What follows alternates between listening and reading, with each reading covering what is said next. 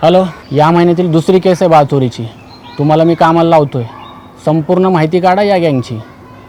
हा प्रश्न लहान मुलांचा आहे, त्यांच्या जीवाला धोका आहे. हो सर, आम्ही त्या एरियामध्ये जाऊन चौकशी करतो आणि या बाळचोर गँगची माहिती घेण्याचा प्रयत्न करतो. आम्ही माहिती काढतो आणि तुम्हाला देतो, मग सगळं क्रेडिट तुम्ही घेणार नाही का? ऐकलं मी सगळं. आणि हो, सरकारतर्फे काम आहे हे. एक प्रकारची देशसेवाच करता नाही. नको असेल तर सांगा, बघतो मी दुसरं आणि तुम्हाला बॅन करून टाकतो. चालेल ना? अरे सर, आता बुरा मान गए, मस्ती मस्ती. चला कामाला लागा. मस्ती. हो सर, कामावर लक्ष देत जा जरा. चल कामाला लाग.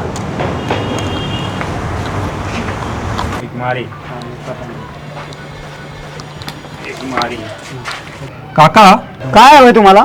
एक छोटी स्प्राईट आणि 2 कुरकुरे. तुला काय हवंय का रे? राशनच भरूयात की घरचं. हा, बरोबर बोलला रे. एक काम करा काका, 1 किलो रवा, 1 किलो साखर, 2 मोनॅकोचे बिस्किट, त्याच्यानंतर मला सांगा, 2 दिवसापूर्वी इकडे अनु नावाच्या मुलीचं किडनॅपिंग झालं होतं. त्याबद्दल काही सांगू शकता का? आणि अनुजच्या आई वडिलांचं कोणाशी भांडण वगैरे तर नव्हतं ना? असं काही नाही. ती कामधंदा करणारी माणसं. अनु तर ही सर्वांशी मिळून मिसळून गोड बोलणारी मुलगी आहे. हे किडनॅपिंग ज्याने केलं आहे ती एक बाई होती. CCTV मध्ये ते दिसले तर आहे आम्हाला, पण तोंडाला बांधल्यामुळे चेहरा नीट दिसला नाही. काका, या महिन्यामध्ये कोणी नवीन भाडेकरी किंवा कोणी घर घेतला आहे का या चाळीमध्ये किंवा शेजारी? आत्ता तर नाही. मागच्या काय तर 2-4 दिवसामध्ये 2-3 चाळ सोडल्यानंतर काही नवीन माणसं आलेत बघा राहायला. हे आमचं कार्ड आहे, याच्यावर आमचा नंबर आहे. कोणावर जरी संशय आला तर लगेच कॉल करा. येतो आम्ही. लगेच करा, लगेच. लयच बारीक लक्ष दिसतं रे म्हाताऱ्याचं. एक काम करू, हां अभय सर कडून ID मागून घे. हां त्या एरियामध्ये जाऊन हां कुणी रेंटमध्ये राहणारे, कुणी घरचे मालक असतील, हां त्यांना भेट देऊ. हां काहीतरी हाती लागेल. मी आता सरांना कॉल करून ID मागून घेतो. परत लवकर काय ना काहीतरी उपाय काढला पाहिजे. हो बरोबर आहे. नाही तर आपल्याला प्रॉब्लेम आहे ना. तेच गर्दी दिसते.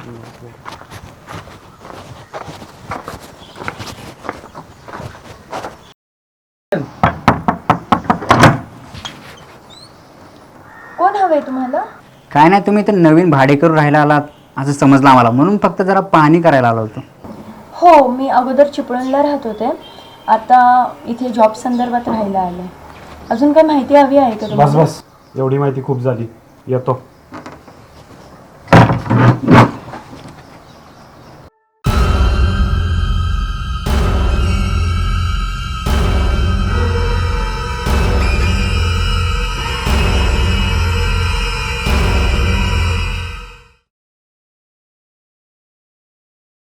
काल एक लहान मुलाचं एका बाईने किडनॅप केलं, त्याच्याबद्दल तुम्हाला काय माहिती आहे का? नाही हो. अशा कोणत्या संशयास्पद बाईला तुम्ही बघितलंय का? नाही.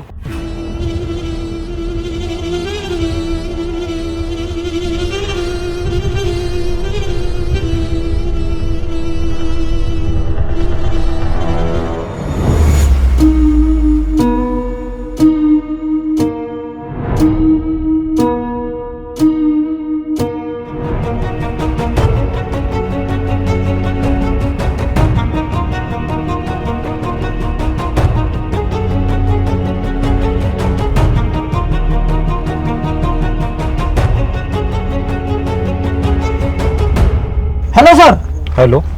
मी मुलांना अपहरण करताना माझ्या डोळ्यात एकच पाहिलं. काय? त्या बाईनं मुलांना पळून नेताना मी समक्ष पाहिलं. तुम्ही कुठे आहात? बर, आम्ही येईपर्यंत काहीच करू नका. Dinesh, yes sir. त्या मंगू काकांचा फोन आला होता. त्यांना ती बाई दिसली आहे. आपल्याला लगेच जावं लागेल. ठीक आहे सर, मी आबे सरांना कॉल करून लगेच बोलून घेतो. हो हो. लवकर कळवा.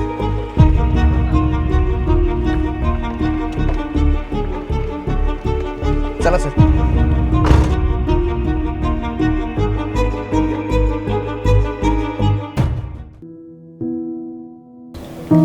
कसं आहे? एक नंबर. मावशी, तुम्ही खूप छान जेवण बनवता. तुमच्या हातासारखी चव दुसऱ्यांच्या हाताला नाही बघा. हा मस्का अजून मावशीला, म्हणजे जेवणानंतर तुला आईस्क्रीम देतील नाही का?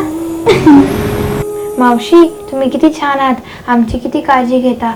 मावशी, जर तुम्ही माझ्या आयुष्यामध्ये नसता तर बहुतेक आज मी जिवंत नसते. आम्हाला तुमच्यात आमची आई दिसते. हात वरती. You are under arrest. हात खाली घे. अभय सर आलेत ना? सर मी काही नाही केलं. 2 मिनिटं माझं ऐकून तर घ्या. मुलांचं अपहरण करून वरून म्हणताय आम्ही काय केलं? वा रे वा. हो, आम्ही आमच्या मावशीला कुठे जायला नाही. हो, ही आमची मावशी, यांनी आमचं किडनॅप नाही केलं. हो, तुम्ही जायचं ना, मात्र असं का देऊ? बघा सर, या बाईला तर ब्रेन वॉश पण करता येतो. हो, किती चॅप्टर बाई आहे. सर मी काहीच नाही केलंय. माझं ऐकून तर घ्या, मग मला हवी ती शिक्षा द्या. लग्नाला 3 वर्ष झाली. मुलबाळ होत नव्हतं म्हणून नवऱ्याने घराबाहेर काढलं. आई वडीलही लहानपणीच गेले होते. दुसरं कोणीच नव्हतं. जॉबसाठी पुण्यामध्ये आले,